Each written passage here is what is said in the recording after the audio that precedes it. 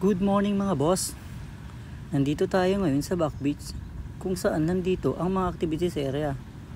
So nakikita naman ninyo mga boss, marami nagpapapicture sa Boracay dito sa Back Beach. At kung makikita ninyo mga boss, kalmada ang dagat at peaceful sa area na ito. Pupunta naman ako sa isa sa tourist spot dito kung saan sila nagpapapicture sa nakahigang puno ng nyog. At habang naglalakad ako dito mga boss, may nakita akong nagbebenta ng sea urchin.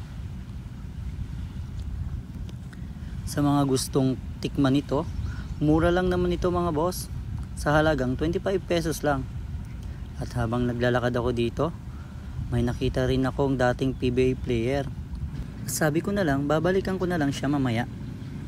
Pupuntahan ko muna yung nakahigang puno ng nyog.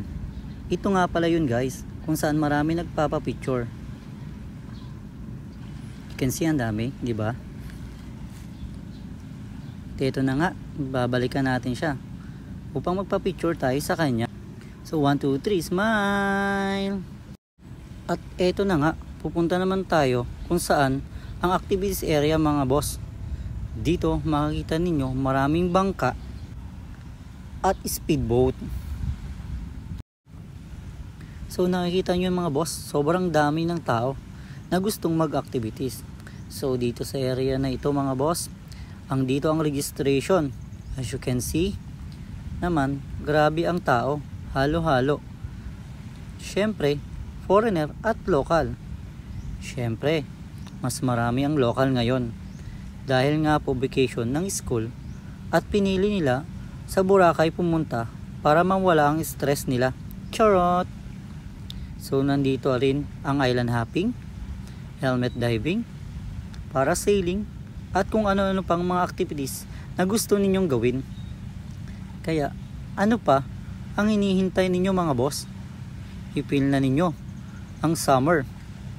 Tara na at maligo sa famous island ng Pilipinas.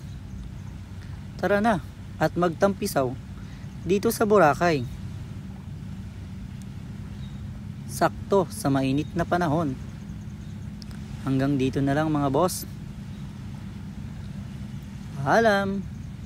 See you sa susunod na vlog.